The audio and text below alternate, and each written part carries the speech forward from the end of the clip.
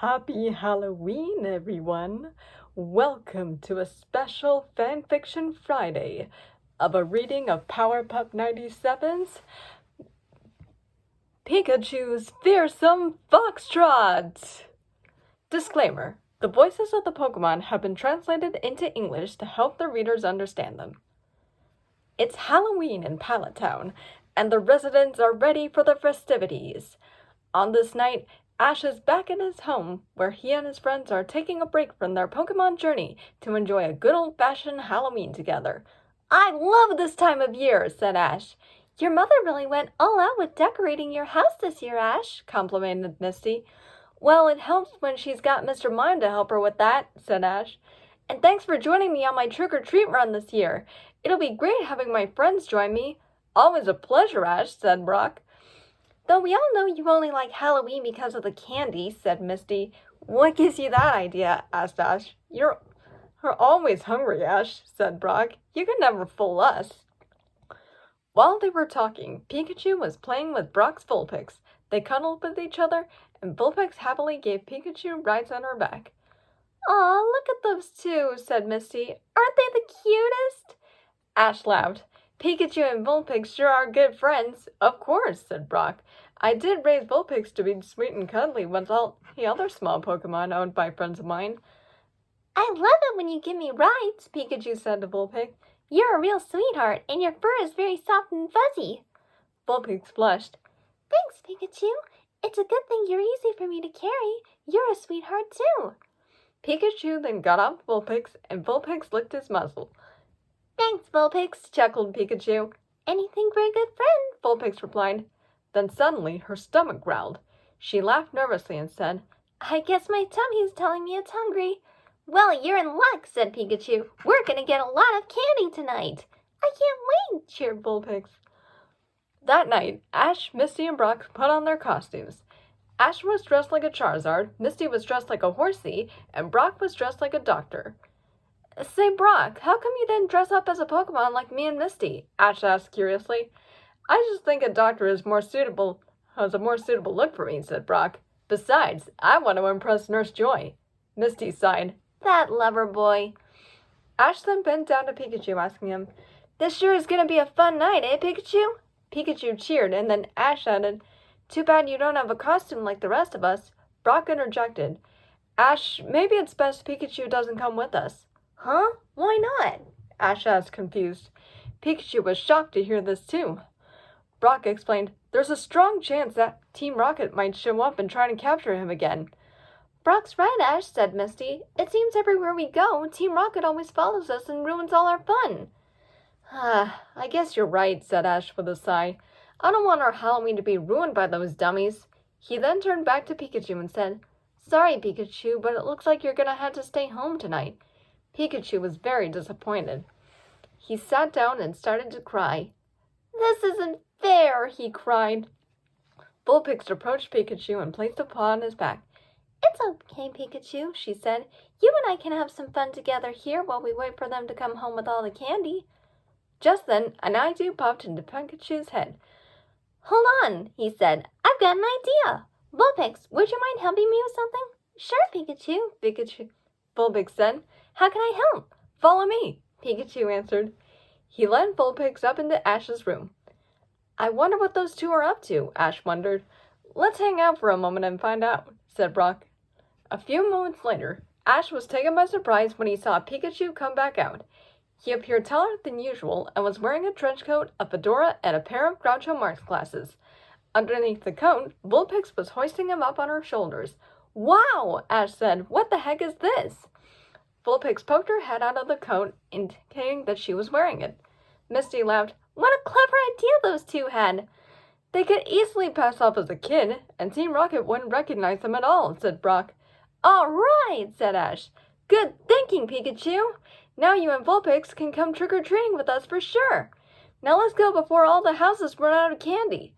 Ash and his friends went right out the door. "Ready, Vulpix?" Pikachu asked Vulpix. Vulpix stuck her head out and said, "Let's go." She hid back in the coat and started walking, following closely behind Ash, Misty, and Brock. Once they started trailing the neighborhood, Misty started to get a little concerned. I hope Vulpix will be okay under the code. Vulpix will be fine, said Brock. It may not be used to walking on its hind legs, but its tails help maintain its balance. Vulpix is a very intelligent Pokemon, so I know it'll do well. So the group continued on their round, stopping at every house on the block.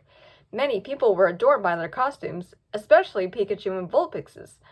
Once in a while, Vulpix would pick her head out to see what she was going or to check on Pikachu, but she quickly hid back in the coat when she saw kids coming.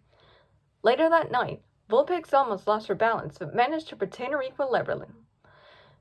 Pikachu almost fell off her shoulders too, but thankfully she grabbed him and pulled him back up. Pikachu was quite flattered to have a good friend like Vulpix and wondered why Brock didn't call her out very often. He really thought he should, because to Pikachu, Vulpix almost felt like a girlfriend to him. Vulpix secretly felt that same way about Pikachu, and she didn't mind being the bottom half of the disguise at all. Of course, she knew she had to be due to her size compared to Pikachu. She was 8 inches taller and 9 pounds heavier. Little did our heroes know that not too far from them at the moment was Team Rocket, just as Brock assumed, and as usual, they were up to no good, getting ready to start their usual trouble. Look at all those trick-or-treaters, Jessie said, peering out through binoculars. Little did they know, we have a trap set up for them. Yes, said James, a brilliant plan where we get to steal all their Pokemon, and we'll get to gorge down on all that sweet candy, added Meowth. And this plan goes well, the boss will give us a promotion for sure, said Jessie. Our haunted house is as a true sell of a scam, said Meowth. I'm ready to put this Halloween scheme into action, said James. At that moment, Team Rocket recited their infamous motto, but with a Halloween twist. Prepare for trouble up and down the streets. Make it double with tricks and treats. To protect the night from trick-or-treaters, to unite all bad guys as candy eaters, to haunt the evening with mournful croons, to give children nightmares under the full moon. Jessie! James. Team Rocket, blast off on Halloween night. Surrender now or prepare for some fright. Meow, that's right. At that moment, James caught the sight of Ash and his friends walking by. Jessie, look, he said. Jessie turned her head. Oh, drat, it's the twerps, she growled. If they find out what we're up to, they'll ruin our plans for sure. But who's that fourth kid that's with them? James asked, referring to the disguised Pikachu and Vulpix. Must be some new toddler on the block, assumed Meowth. Are you sure that isn't Pikachu? Jessie asked, scratching her head. Don't be stupid, snapped James. Pikachu isn't that tall. You're right, said Jessie. He ain't worth our time, Meowth interjected. Now let's get to work. Right, Jessie and James both said simultaneously, and the trio got their haunted house in operation. Later that night, Ash and his friends continued to have their fun. Pikachu was really having fun riding on Vulpix's warm and fuzzy shoulders, and Vulpix was happy that Pikachu was happy. The group came to a house that went all out with their decorations, and animatronic Gengar jumped out and jump-scared them. Ash jumped onto Misty for a security cling, which Misty was a little annoyed by, especially since she was already carrying Togepi. Though seconds later, they all laughed. I really love these houses that go all out, said Ash. We're almost done, said Misty. I'm dying to dive into all the candy I got, said Ash. Where's the newest house, Brock? Said Misty. It looks like a haunted house attraction, said Brock. Cool, said Ash. We gotta check it out. As they approached the haunted house, they noticed little kids running out of the house crying. That's weird, said Brock. I wonder what happened to them. Maybe the house is too scary for them, said Misty. The poor kids. Well, I'm not scared of anything, so I say we go in, said Ash. Let's go, Pikachu. Pikachu nodded as Ash entered the house. He nudged Vulpix, signaling her to follow Ash. Brock and Misty reluctantly followed him inside. The haunted house was very creepy, but in a good way. The gang came by some flying Zubat props, which Ash thought was cool. Later on, they saw this mirror that revealed a ghostly reflection of Marowak. Whoa, said Ash. What's that? It's a Marowak, said Brock. Ash pulled out his Pokedex to get info on it, to which Dexter said, Marowak, the evolved form of Cubone. Known as Cubone's mother, Marowak is extinct in the wild, and its spirit is known to haunt many haunted buildings. What a clever idea to put in a haunted house, said Ash, and a cool effect, too. The group continued to journey along the house, when all of a sudden, they got trapped in a net. All 5 of them were left hanging in the net, but Togepi fell out and landed in the midst of a mysterious shadowy figure. "Oh no, Togepi!" Misty cried. "How are we going to get out of this stupid net?" asked Ash. At that moment, the mysterious shadowy figure turned out to be Meowth. "Looks like you twerps fell right into our trap," he said. Jessie and James then came into view laughing. "Team Rocket!" Ash, Misty, and Brock all shouted at once. "I had a feeling we'd run into you," said Brock angrily. "Now that we've got you all hung up, we'll be taking your Pokemon," said Meowth. "And your candy too," James giggled. Ash gasped. "So you're the ones responsible for those unhappy kids. And you'll be just as unhappy in a moment," said Jessie. Vulpix whispered to Pikachu. "Don't worry, Pikachu. I'll get us out of here." "That's my girl," said Pikachu. Vulpix secretly stuck her nose out and used her flamethrower to burn the ropes of the net, creating a hole big enough for her and Pikachu to get out. They did just that and landed on the ground still in their disguise. This left Team Rocket in shock. Vulpix then turned around and blew her flamethrower on the net again, releasing Ash, Misty, and Brock. They landed on a rug down below, which was actually covered in a deep hole that they fell right through. "Oh, I can't believe this," whined Misty. "We gotta get back up there," said Ash. "Pikachu, Vulpix, and Togepi, you need our help." Back on the ground level, Team Rocket was still dumbfounded on as they saw what they just saw. "Well, what's this?" Meowth puzzles. "That kid has a fire-breathing stomach. How is that possible?" asked Jessie. James guessed, maybe he has fire Pokemon DNA. At that moment, Pikachu attacked Team Rocket with his Thunder Shock, catching them even more by surprise. "Whoa! He has electric Pokemon DNA too!" James cheered gleefully. "This is no ordinary kid," Jessie said. At that point, Meowth had figured out what was going on. He said to Jessie and James, "You doo-doo brains, isn't it obvious? That's Pikachu!" Pikachu was distraught, knowing that he and Vulpix had been figured out. "Is it?" asked Jay. "Let's see. Well, I should have known. I didn't know Pikachu could learn fire powers," said James. "That's because it can't," Meowth interjected. "There's another Pokemon wearing that costume with him. I recognize those paws and tails anywhere. It's Vulpix." Vulpix was shocked as well. "Oh, so that's how it got so tall," James laughed. Jessie butted in and snapped, "Enough of this stalling! Let's get them!" "What are we gonna do, Vulpix?" asked Pikachu. "Looks like the jig is up." "Pikachu, we have no choice," said Vulpix. "We must fight like real Pokemon and save Togepi." Pikachu nodded and threw off the costume. Vulpix got back down on all fours, and they were ready to battle. Jessie laughed. "Those stuffed animals are so cute thinking they could battle us. Let's show them how the big boys play," said James. Jessie threw her Pokeball and shouted, "Abba, go!" And James threw his Pokeball and shouted, "Weezing, attack!" Arbok and Weezing came out, but Pikachu and Vulpix were ready to battle. I'm confident they would win. Meanwhile, Ash, Misty, and Brock were working together trying to get out of the hole. They formed the human ladder. Brock was on the bottom, while Misty standing on his shoulders, while Ash was standing on Misty's shoulders. "Just a little higher, guys," Ash said as he reached for the ledge. Misty strained and groaned. "Shouldn't I have been on the top?"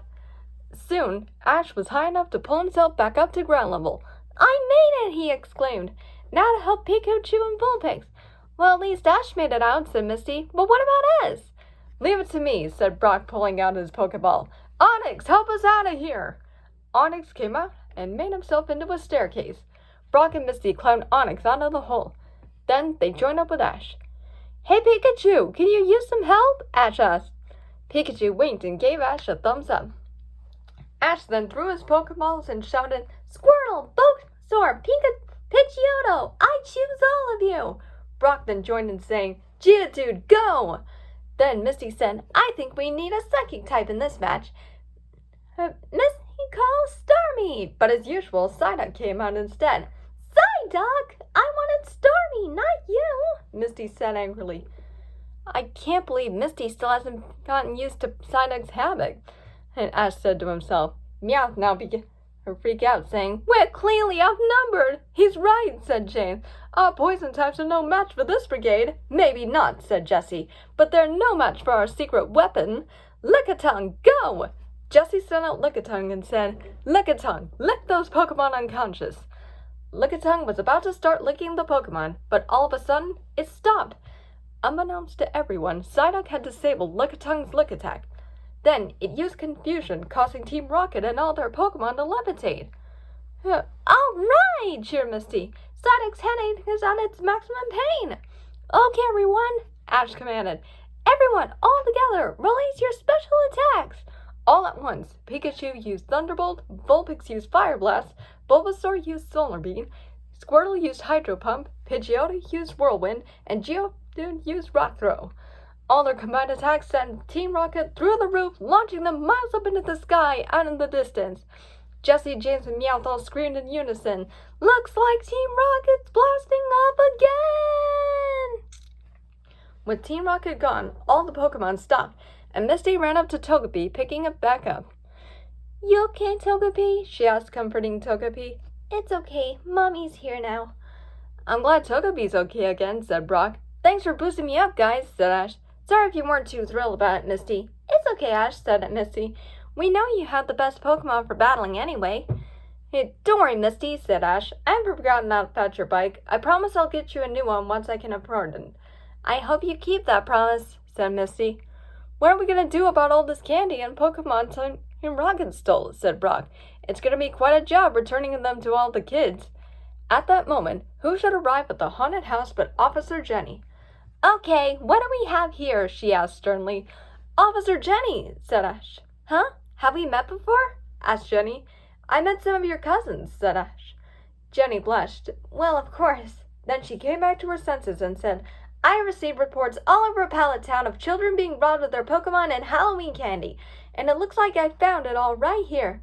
"This isn't what you think, officer," said Brock. "We didn't steal this candy. The 2 thieves who stole it have been evicted thanks to all our Pokemon," said Ash. "2 thieves, huh?" pondered Jenny. She then pulled out a photo of Jessie and James and asked, "Would these thieves you speak of happen to be these 2? "That's them," said Misty. "It's Team Rocket," added Ash. "Figures," said Jenny. "I've been trying to arrest those 2 for the past 2 years." She then put the photo away. "In the meantime, I think it is mandatory that we return all the stolen candy and all these stolen Pokemon to their rightful owners." "That's going to be quite a job," said Misty. "Are you sure you can find all the kids?" "We police officers have ways of tracking people down," said Jenny. "Maybe you 3 can help me speed this up?" "Sure," Ash jumped in. "We'd love to help." Brock in a love trance added in, "Anything for you, officer." Misty smacked him in the head and then said, "Dream on, lover boy." "Right then," said Jenny. "Let's get to work then, on the double. Time to save Halloween," cheered Ash. So Officer Jenny, Ash and his friends gathered up all the candy and Pokeballs and traveled around Pallet Town, returning them all to their rightful owners. Ash and Brock helped speed things up by having their Pokemon help as well. Eventually, everything was properly returned before midnight. As a way of thanking Ash and his friends, Officer Jenny rewarded all 3 of them with an honorary hero badge. Ash then returned home along with his friends. "What a fun night," said Ash. "Even if we did get a little rough," said Misty. "All's well that ends well," said Brock. Pikachu was up on a coffee table looking at Vulpix down on the floor. He belly flopped on top of her, causing her to slip and fall on her belly. They both laughed. Ash and the others just laughed at the cuteness overload. "That was a lot of fun, Vulpix," said Pikachu. "It sure was, Pikachu," said Vulpix. "That was the best Halloween I've ever had." "And it's not over yet," said Pikachu. "Are you ready for candy?" Vulpix's stomach growled. She chuckled and said, "My tummy sure is." "Then let's dig in," shouted Pikachu. Everyone emptied out their trick-or-treat bags and gorged on all the candy they collected that night. Once they were all done, everyone was ready to go to sleep. Ash, Misty, and Brock all camped down in the living room with their sleeping bags. Pikachu decided to snuggle up next to Vulpix. She laid up against her tummy. It was nice and hot since the fire inside her stomach felt like keeping Pikachu warm. The 2 of them couldn't be any more happier together. Ash and his friends had a super exciting Halloween. Now they must get a good night's sleep so they can continue their journey tomorrow. Pikachu and Bullpix managed to develop a super strong friendship bond tonight. They seem to have good chemistry. Though little does Pikachu know, he may have to say goodbye to Bullpix soon. To be continued.